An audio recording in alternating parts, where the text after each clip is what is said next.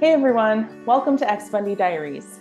My name is Ellie, my pronouns are she, they, and I'm very excited to have my sibling Annie back on my channel today. And I'm also very excited because they have their own YouTube channel now called Jesus is My Girlfriend. Annie, would you mind telling everyone about your new channel just in case they haven't already seen it? Totally. Well, first, I want to say thank you to you for being such a supporter and encourager of me to start a channel. I honestly, truly would have never been here if it weren't for you. Like, absolutely not. And you've been such a role model for me, and I learned so much from you as a creator. So I just want to say, like, a huge thank you because without you, there would be no Jesus is My Girlfriend. And it's really cool to be here with you. Like, I feel like a big kid now, and like, it's awesome. But yeah, Jesus is My Girlfriend is a channel where I talk about all of my experiences growing up in a fundamental cult. I've got some new ideas on things that we can go over. I have plenty of stories. I like to discuss the religious trauma in like a fun, goofy, maybe sort of sarcastic way because it's fun and funny now looking back. And so, yeah, come check it out. And if you like it, stick around. Awesome. Thank you for that introduction and for your kind words. I would highly encourage everyone to go check out Jesus is My Girlfriend. I will put a link down below. And I'm super excited for all of your videos. I always love hearing your perspective on our upbringing and hearing your stories. We did have a very different experience growing up in the same family, in the same cult. I'm just so excited that you're sharing it with the world, especially with the folks who have watched my channel and who have really loved my videos with you. I get lots of comments just saying, like, when's Annie coming back? And we really like Annie. And I'm like, I really like them too. So today we thought we would talk about our relationship growing up as little fundy kids. So, just as a reminder, there is 5.5 years in between us, and I am the oldest child. And being homeschooled, we spent a lot of time together. And I want to start by sharing a quick little story about our cousin, actually. We had we had a couple of cousins from another state that would stay with us every summer for a while. But these cousins were not raised like us, and they went to public school. And I remember talking to one of our cousins one time, and I was telling him that I wished that Annie and I could get along better. I was really frustrated by how much we seemed to fight. And he said, Ellie, you two just spend too much time together. He said, I don't spend that much time with my siblings. It seems like you two spend a lot of time together. And you just need to do your own thing sometimes. And that I felt like that was very wise. Looking back on that, I think that's very wise advice. And I do think that would have helped our relationship a lot. What's your take on that, Annie? Yeah, absolutely. I mean, we shared a room until I was 8, and we moved into a house where I was sharing a room with our younger sibling. And you ended up having your own room for a little bit. But up until that point, we shared a room, and that was gnarly, to say the least. Yeah. and, and then once we had our own rooms, we still, because we weren't really going to school and we didn't really have very many friends, all of these things, it just made it so that we were hanging out all the time.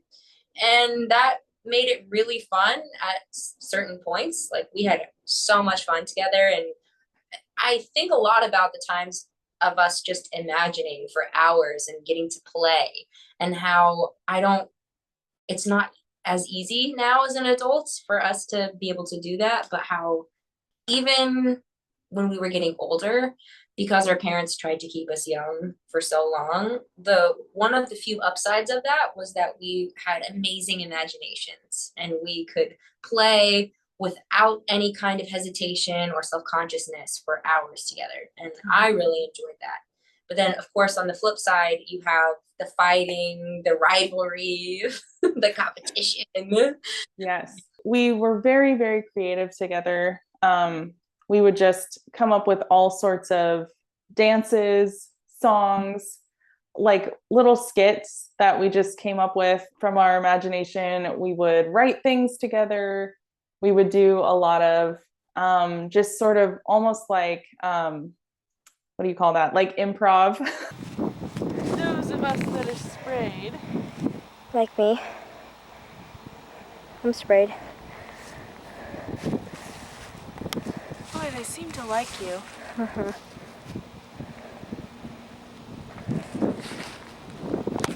Got it.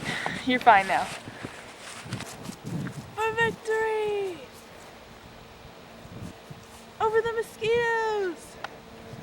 Bring out the sparklers!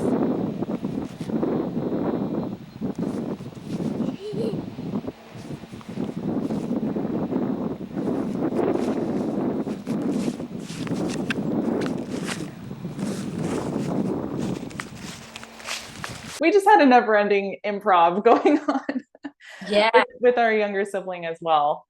Yeah. Like we were always coming up with like fun things to do to like keep him entertained, because he's like 6 years younger than you.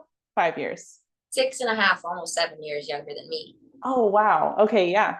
Our poor sibling, our poor little sibling, I've made him dress up all the time and he hated it. And I would bribe him. I'd be like, just wear this costume for 30 minutes and then we'll go play whatever you want to play. Yes. Lots of bargaining with each other. Our family wanted to take us on the road and be like a traveling family act. And man, we were already killing it at home, you know? Yeah. Oh my, I just saw your tights and your underwear.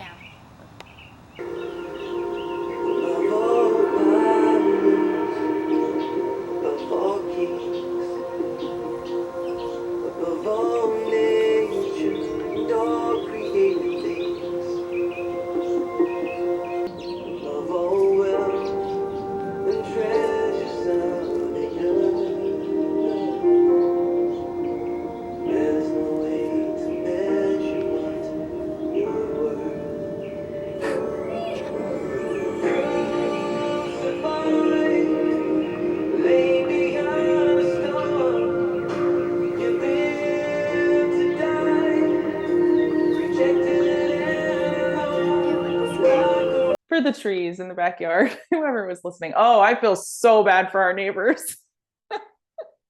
Yeah. Well, Yeah. for many reasons, but Right. Yeah. oh man. I think when talking about our relationship, I definitely think that we can't talk about it without talking a little bit about our family dynamics and our parents' choices in how to raise us. Because from the very beginning, really, I would say when you were about 2, so I was 7, that's when they started leaving us alone for long periods of time. Really? Yeah, they wouldn't leave us, like they wouldn't leave the house, so there was still an adult in the house, but they would leave us alone for Together. yeah, together for hours. And so they had me as a 7-year-old, like looking after you, watching over you. They would say supervise. They would always say, supervise your younger siblings. That's such a big word for a 7-year-old, let alone a task. Definitely. Yeah. I don't remember too much from that house other than like us sharing a room and it kind of always being messy and not being able to go onto the top bunk because I really wanted to, but it was your zone. Do you remember when I tried to separate our room? Yeah. Did that start at the farmhouse? It did. I actually got this idea from an American Girl book. This was the rare American Girl book that I was allowed to read.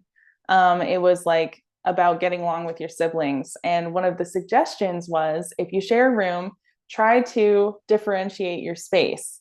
try to split the room in half. And, you know, it had sort of like a drawing of like, this can be your bed, this can be their bed, and then you can each decorate it how you want. And then you have like your own sacred space. So maybe that's what I was trying to do with my bunk bed, because I figured, well, I've got the high ground up here, so I'll just make this my space.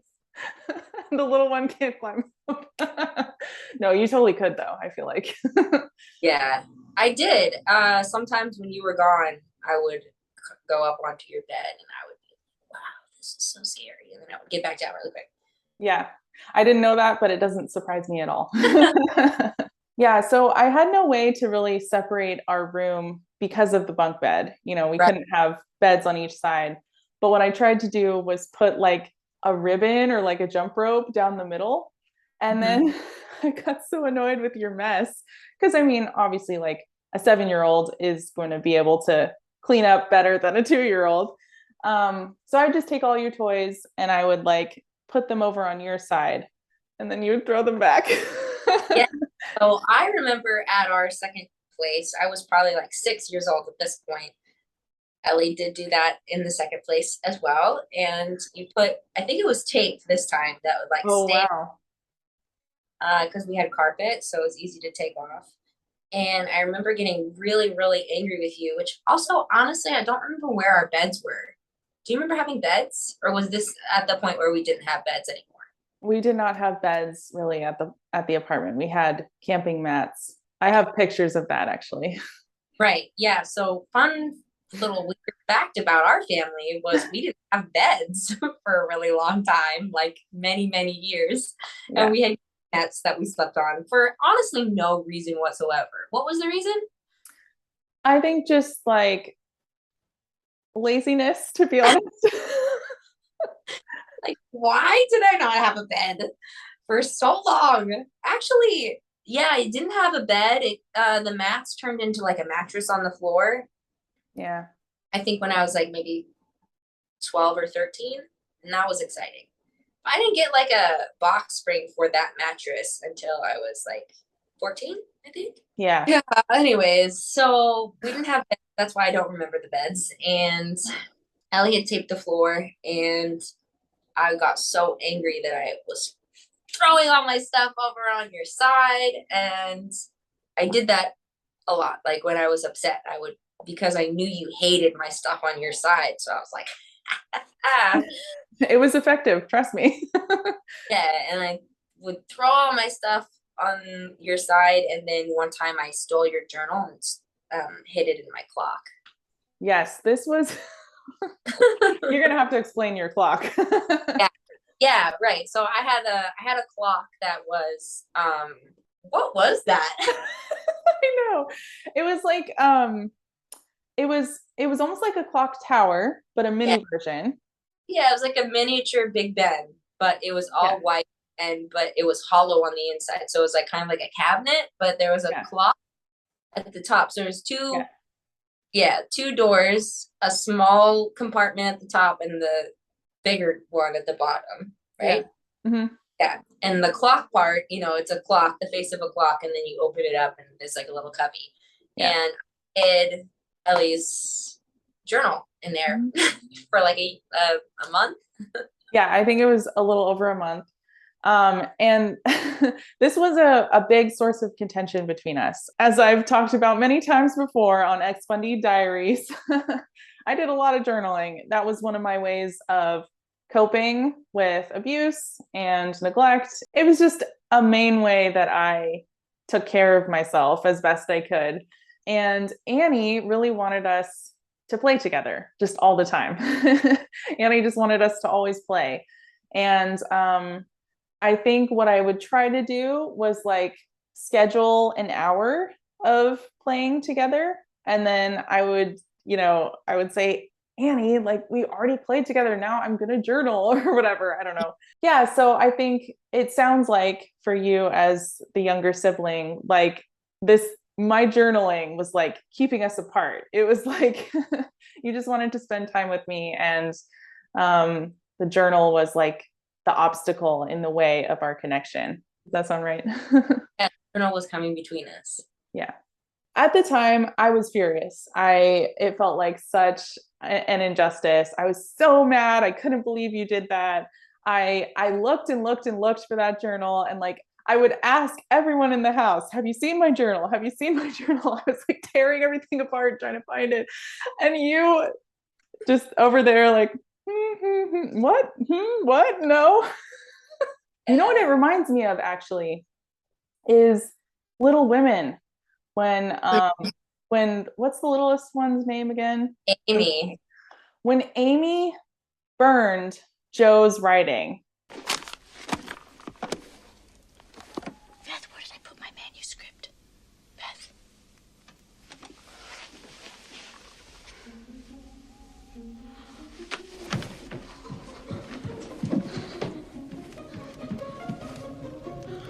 No, no, no.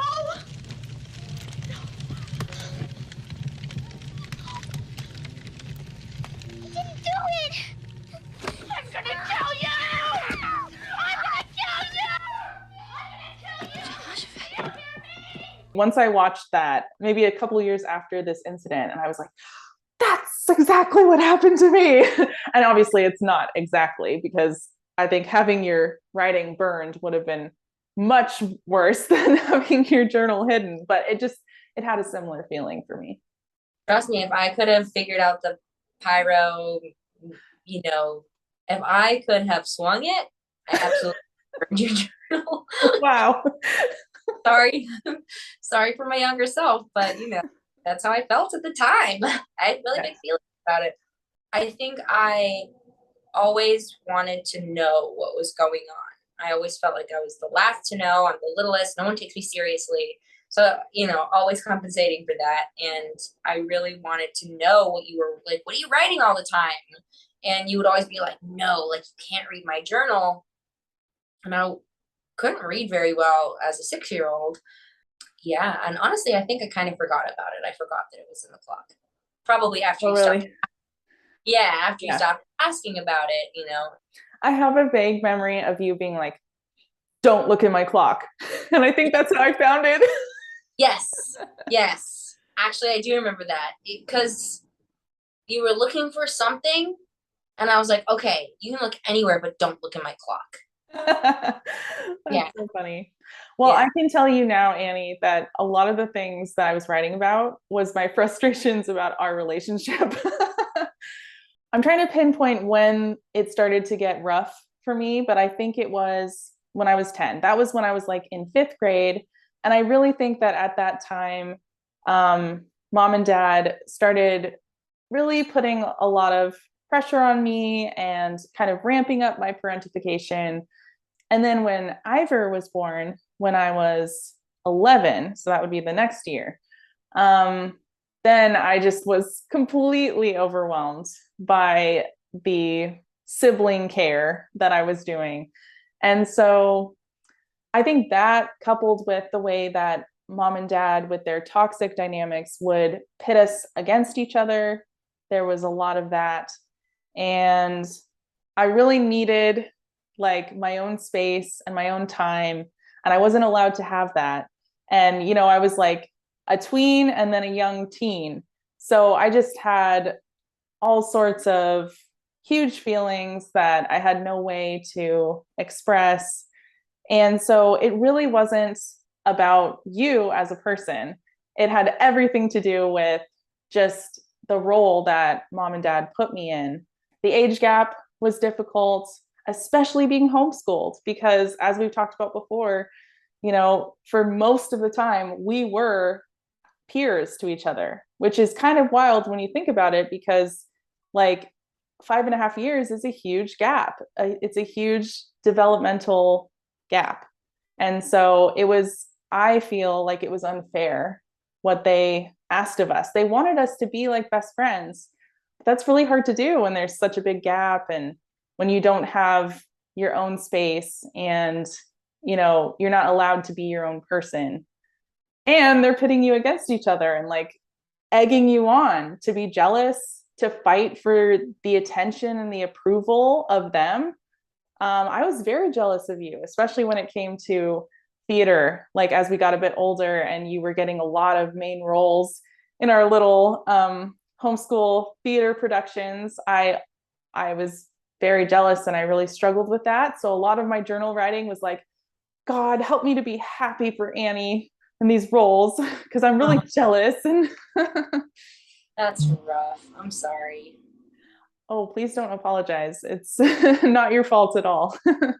Well, yeah, no, I think that that makes a lot of sense. I think I remember feeling this a little bit with our younger sibling, but I know you probably felt a lot more when I was around. Was like once the next kid rolls around, they're more of the focus, right? And that is appropriate to an extent, but I think, yeah, I think there was some of that dynamic of us kind of being a little, maybe a little bit pitted against each other. Not, do you think that our parents knowingly were pitting us against each other, or immaturely doing it, not really knowing? Yeah, I don't think they knew, I don't think they were aware of a lot. I think Yeah, that they were very too. reactionary, Yeah, very emotionally immature. They were like an explosive, like, I don't even know how to describe this. They were just whatever they felt in the moment, it was like, blah, blah, blah, blah. You know what I yeah, mean? If yeah, that makes sense. yeah. Like emotionally vomit all the time. Yeah, yeah. It was it was a wild ride. The other thing that was really tough about the way that mom and dad approached our relationship was that I couldn't always have my own friends without you tagging along. And again, you know, you're 5.5 years younger. So it's not like naturally those would be your friends too, usually. Going to Awana, which I have shared before, how many times, how Awana was my main social outlet. It was where I felt the most able to make friends that I really connected with. You would come and hang out with us. And this was really frustrating to me. And I talked to mom about it, and she really didn't care. She really wanted you to be part of it. And that is a very common thing in these fundy circles. There's a lot of, they really have these sort of like big groups of all the siblings together of many different ages, which can actually cause a lot of dysfunction and some inappropriate dynamics, but we won't get into that right now. But the other thing is that you would make fun of me in front of my friends. Yeah, I did, and I'm very sorry about it. Thank you. I remember always really looking forward to going Sunday evenings to hang out with your friends. Um, yeah, it was like a highlight of my night. But I remember always getting really anxious when we got into the car because I knew that I would be in trouble. Because oftentimes when we were riding home from Juana's, I would be lectured for like not making fun of you and like, yeah, to just not be so hyper and goofy, I think is like mainly what our parents were telling me. But in one ear, out the other, man. Would you be willing to share with me, like, what do you think was going on for you at that time when you were making fun of me in front of my friends? Like, what do you think you were trying to do? What was the deeper meaning behind it for you? Let's psychoanalyze my younger self. Let's do it. Yeah, cool, love it. I think I was always in desperate need of attention. You know, I think I was always trying to elbow my way into social settings, regardless of whether I was welcome or not, or it was appropriate that I was there or not. I think I was really desperate for experience.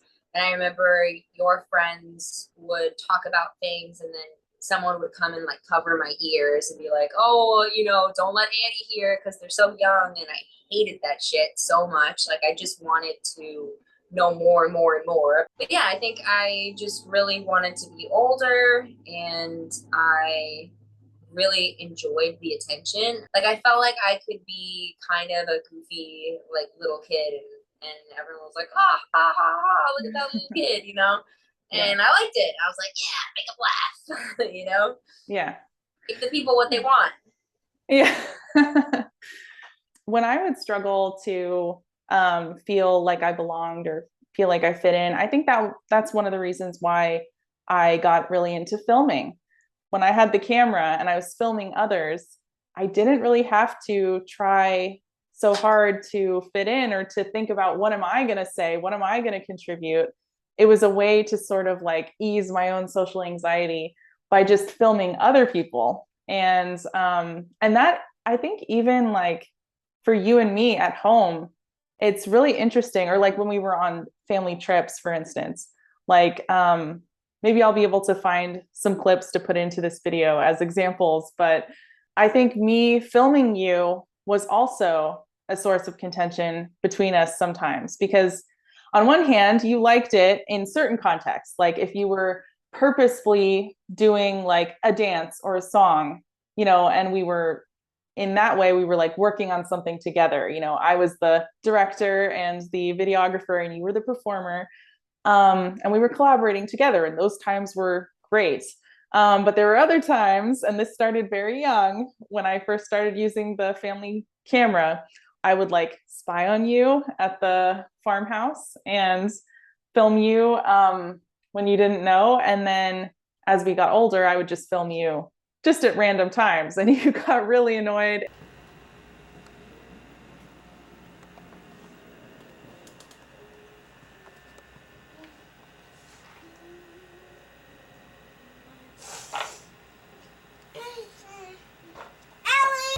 Could you stop now? You're not gonna like this. Allie, please stop. Smile. No.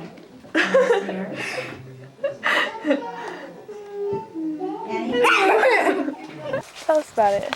I like filming. It's really fun, I don't like always being on set. I mean, it's lovely looking at me and all. I mean, I'm just like a lovely, attractive girl, and I just love talking and like looking at myself. But I also like to be behind the camera and looking at the director. Isn't she beautiful? Is it just the power you feel with the camera at your fingertips? Exactly. It's like you have power, you have control of what will be shown to the world. I mean, you can show anything to the world. People on their underwear, to picking their nose like what you're doing now, and beyond. So it's power at your fingertips. And I'll leave you with that one tidbit of knowledge.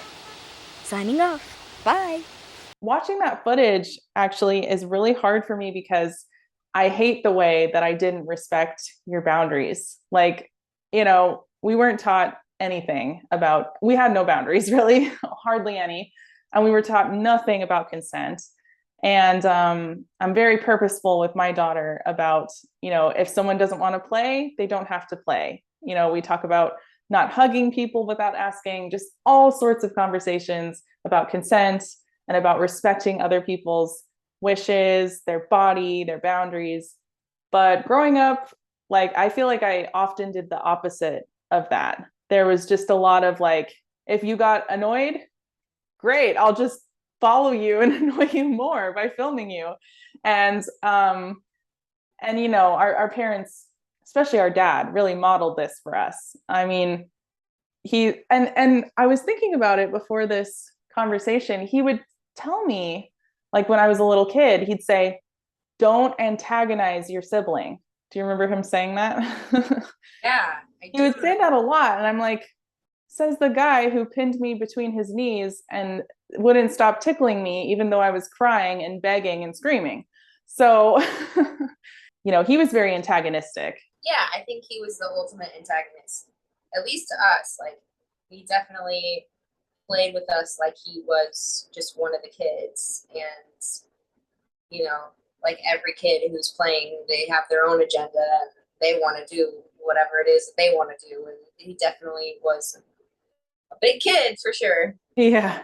He was a bully for sure in a lot of ways. Anyways, so I think that's what was modeled for me, and I understand that, and I try to give myself compassion, but I feel regretful of the way that I would follow both you and Ivor around with my camera, and I would not stop filming even when you would ask me to stop. And so I know I've apologized for this before, but I want to say again, I'm really sorry, Annie. I shouldn't have done that. I absolutely should have respected your no and allowed you to live your life in peace without the paparazzi following you. Hey, it's okay. Really, truly. So I'd follow you with the camera, and I would also follow you with my morals and my judgment. So why don't you talk about that? Well, I think this came later. My deconstruction probably started, the seedlings of deconstructing started around like 13 or 14. And with that came a lot of rebellion and trying to push the boundaries as much as possible. It kind of started with you finding out that I was rebelling. I mean, I know I didn't tell you a lot of stuff, but I think I tried to test the waters and tell you a couple things, and it usually didn't go over very well. I mean, what do you remember about that? I think my first memory of me monitoring your behavior and reporting back to mom was, I think, probably around the time that I was starting to be more parentified. I think I was about 10, and that would have made you 5. We were at one of our homeschool families' houses from one of our co-ops, and there were these 2 kids who were a year older than you, and I think you remember this. I know where this is going. Yeah, okay. And and the 3 of you were in one of the bedrooms, and I was in the backyard, and I don't remember why I did this, but I stood outside of the sliding glass door sneakily and I listened just to see what you 3 were saying. And what I remember very clearly, I heard one of them say to you, and you had said something like, yeah, my mom won't let me do that. And they said to you, just say no, walk away.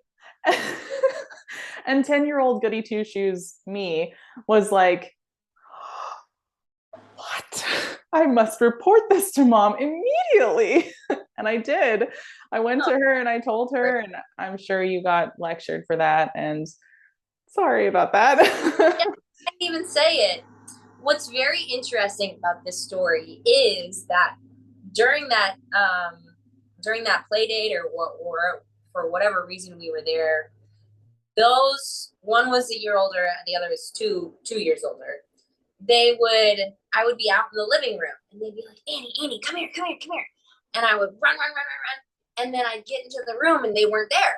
And I was like, I don't know where they are. So I would go back into the living room and they'd be like, Annie, where are you? We're waiting for you. Come on.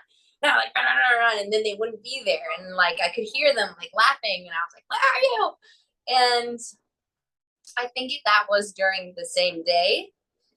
Because I remember you telling me about them saying like, just say no, just walk away a little bit later in my life. Like, I don't remember those specific words, but I do feel like that is one of my mottos in life is just say no, just walk away. Like it has into like, I will say that all the time, even just out loud to myself, like just say no, just walk away.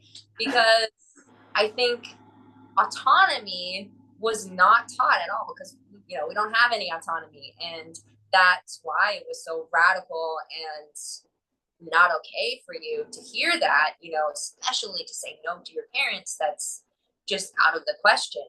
But looking back, I love that. I love that they said that. And I'm totally great advice. Very good advice.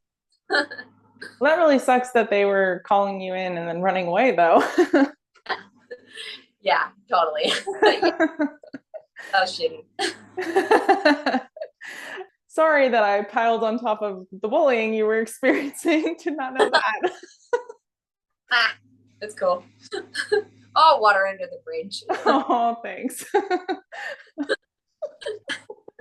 We have to do that a lot for each other, don't we? Yeah, totally. Like you can't, I mean, oh my gosh, can you imagine if we had held on to every little thing that we did to each other? No way.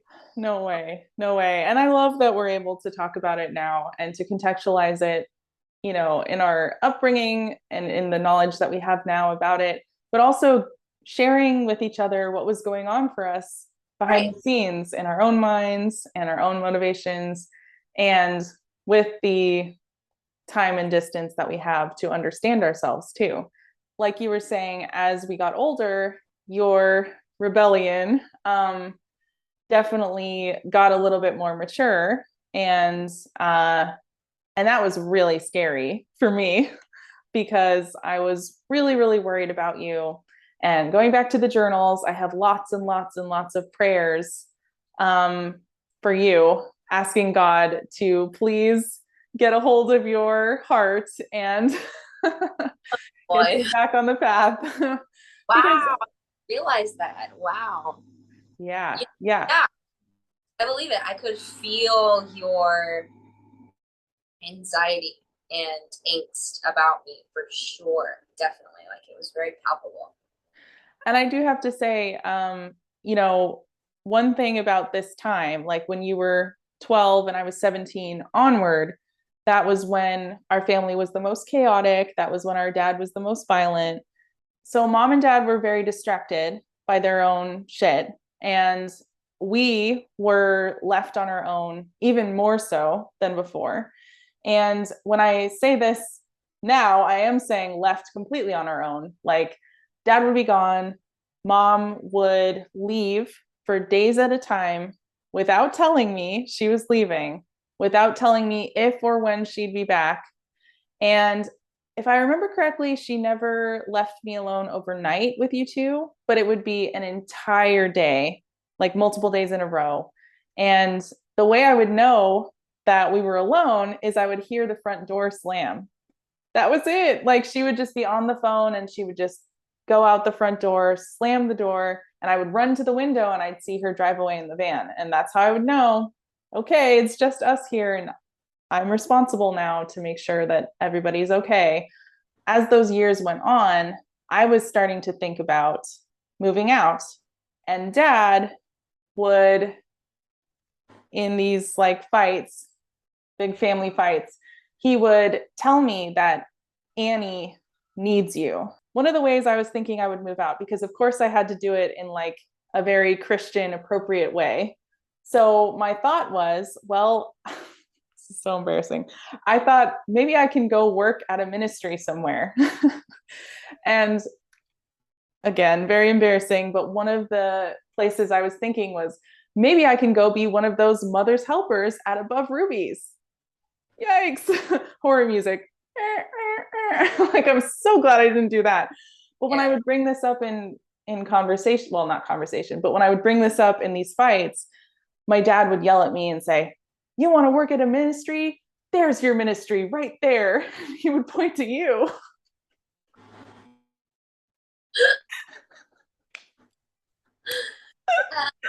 Honestly, I don't know. I love that so much. That's pretty funny. Like, yeah, that's hilarious. In retrospect, it is hilarious. It doesn't even sound real. Yeah, but I do, can remember that now that you say that. I definitely do remember that. I think you were hurt by that at the time, very understandably so. Um, Yeah, probably. but those were such traumatic moments. We probably blocked a lot out. And Yeah, for sure.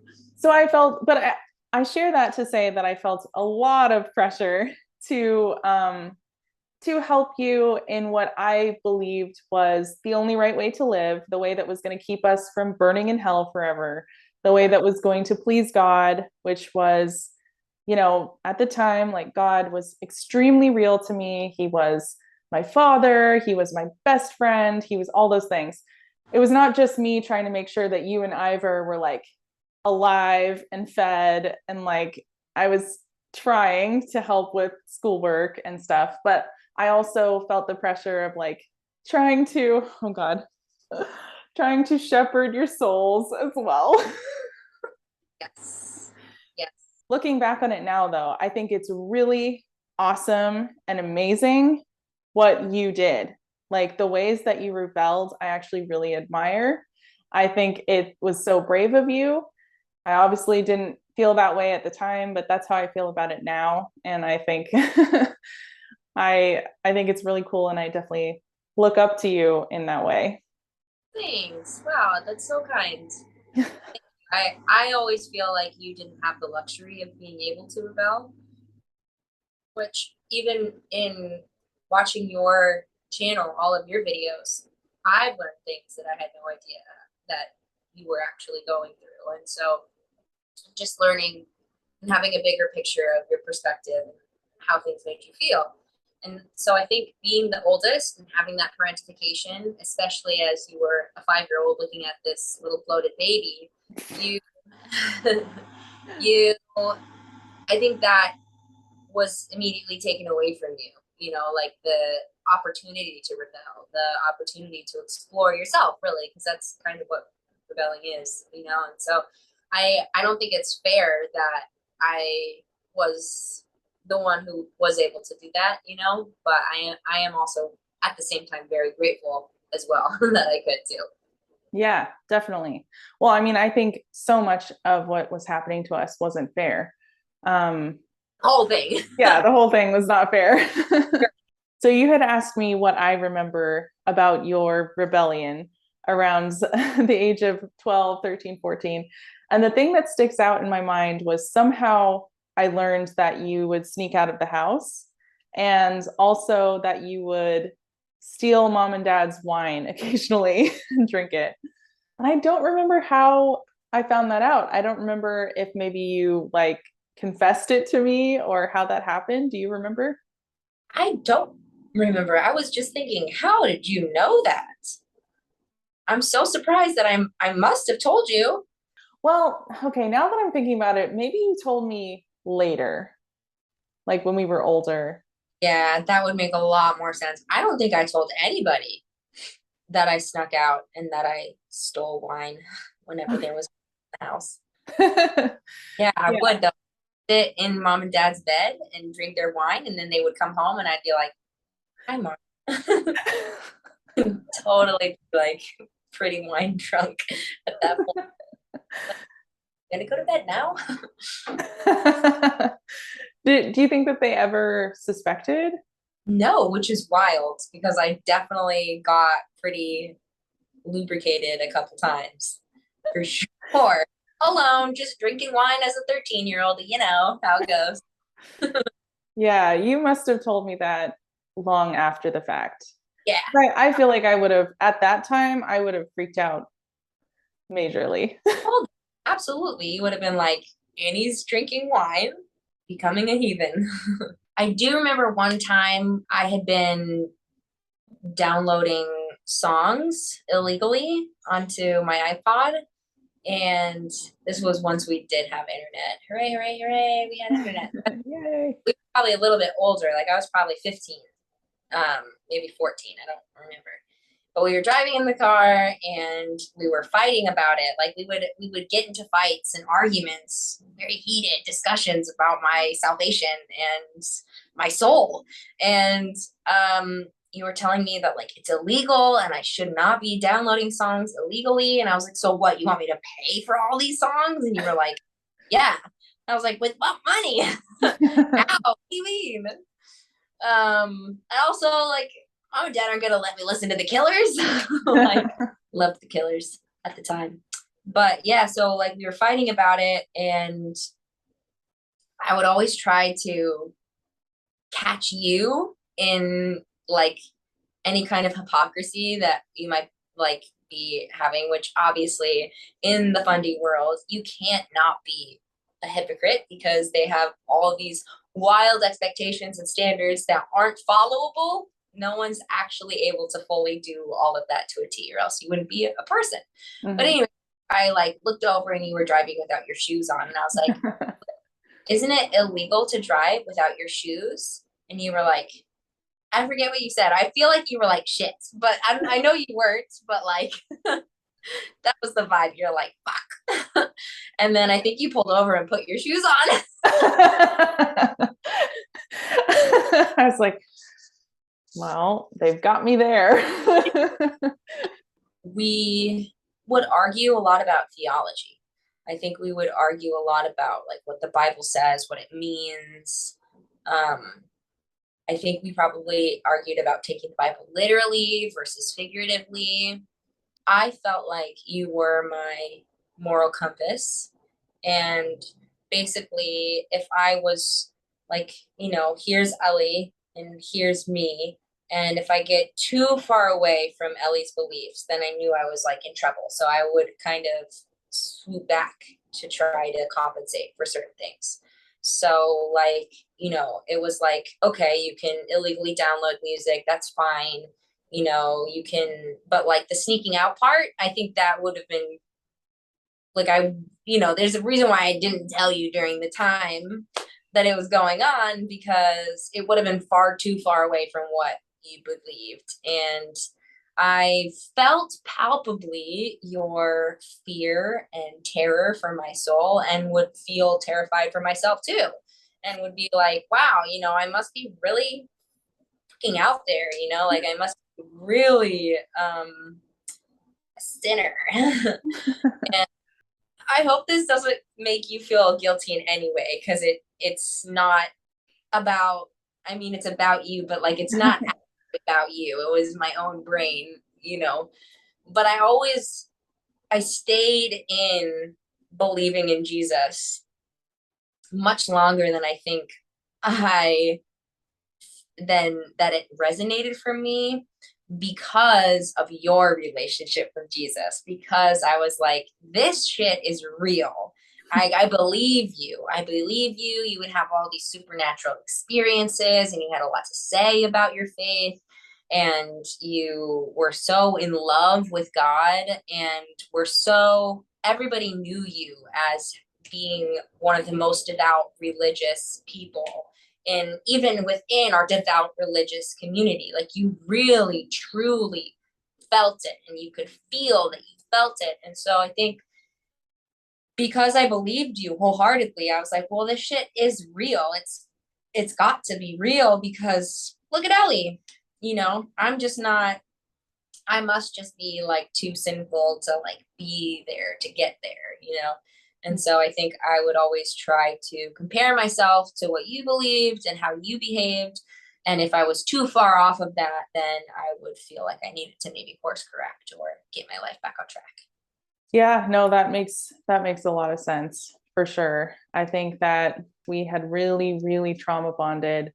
Yeah. Our whole life, but like especially in, my last few years of being a teenager and your first few years of being a teenager. It's interesting how those sort of connected. But I had this way of viewing the world that there is only one right way. And not just that, but that the one right way is very elusive. It's like floating around up there in the ether somewhere, and I just have to like grab it.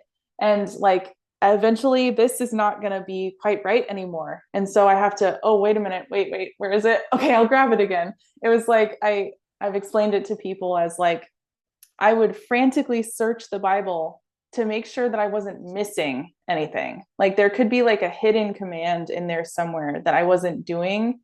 It was very frantic. It was very scrupulous. I think you felt like you had to be vigilant. Like you had to be very constantly checking yourself and having these like spiritual checks almost, And so I think like that vigilance and that constant awareness, yeah, I could definitely feel that from you. What about, I think swearing was the thing that we fought over, right? Oh, yeah. I'm pretty sure. Yeah. Would I swear around you? That's very bold of me. Yes, I think you would a little bit. I'm just thinking of a time actually where I was away at the Christian university that I spent a year at, and I wrote this song for you from your perspective. And there was this line that said, please don't hate me. I'm just so damn tired. And like, I knew that that would have been how you would have said it. And so that's how I originally wrote it. But then I was like, no, I can't do it. And so I changed it to like, please don't hate me. I'm just so tired or something. Like I took out the word damn because I just felt too, my conscience just wouldn't leave me alone about it. And that was just the word damn. So that really shows you how I felt about swearing at the time. So funny. That's hilarious. I'm all for it. I feel like if I were to ever have children, I would definitely let them swear whenever they want to, because they're just words. It's kind of silly that we care so much about words that are just like exclamations about how you feel. And feelings can be so big, regardless of how old you are, whether you're 3 or you're 33, like shit feels like shit, you know? Yes. Yeah, there was this tweet I came across like years ago when my kid was very young, that said like I would rather my children say like fuck than words that are hurtful. And I feel the same. Like swear words, Christians make such a big deal out of them, but Yeah, they they do. really, like you said, they're an exclamation of pain, of feeling. But Yeah. we weren't really supposed to feel much except for joy and gratitude. So maybe that has something to do with it. Yeah, they should have been more focused on children not calling each other names and ways to respect other children. If they're like, hey, I don't like it when you use this word, then being like, okay, I won't use that word. Shit, damn, I shouldn't have used that word. Yeah. You know? Yeah. So how shall we wrap up this video? I don't know. This was harder than I was expecting. Should we talk about that? Yeah. Okay. This was harder than I was expecting. Yes. Yeah, for me too. I went into this video thinking that I remember yesterday when we were workshopping ideas, we were like, oh yeah, this would be like a light and breezy topic. I'm sure we'd be laughing the whole way through. Yeah. But it has been tougher than I was expecting to talk about this. Yeah. I think probably just because during the time that we're talking about, it was such a tumultuous, really chaotic and unhappy time for us. And so going back there feels really uncomfortable oftentimes. Definitely. Yeah. Yes, as we've been talking about some of the things, some of the stories we've shared, my mind has been transported back into details of that time that I haven't thought about in a while. And it's like, oh, hello, details from the past that I have not thought about in a while. Yeah. Yeah. One positive thing I can say about that is that it really contrasts with where we are today. And while it's not perfect, and we definitely have, things that we struggle with and go through, I am so grateful to not be back in our chaotic and toxic upbringing. And I feel sad about the ways that we were pitted against each other and the ways that we were set up to fail, honestly, in a lot of ways. And I love the way that we have really fought for our relationship and have really created something new going forward as individual adults now who really love and care about each other and cheer each other on. Yeah. Yeah. I think it's a testament to how far we've come individually and in our relationship, and how far away removed we are actually from all of the things that happened to us. And I think that's a victory. That's a win. Absolutely. Yes. And I love that now I can cheer you on, not just in life in general, but on your YouTube channel too. Oh, thank you. Yeah. So once again, everyone, thank you so much for watching. Please make sure you check out Annie's channel if you haven't already. You can also follow me on Twitter, especially if you're interested in seeing more of my dog Nova, because I've been having fun posting a few pictures of him on there. That would be X1D Diaries, all one word. Annie, thank you so much for having this conversation with me. Thank you for coming on my channel. Thank you for being you. Oh, thank you for being you, and thank you for having me. Always a pleasure. Love to talk to you. I love you, Annie. I love you too.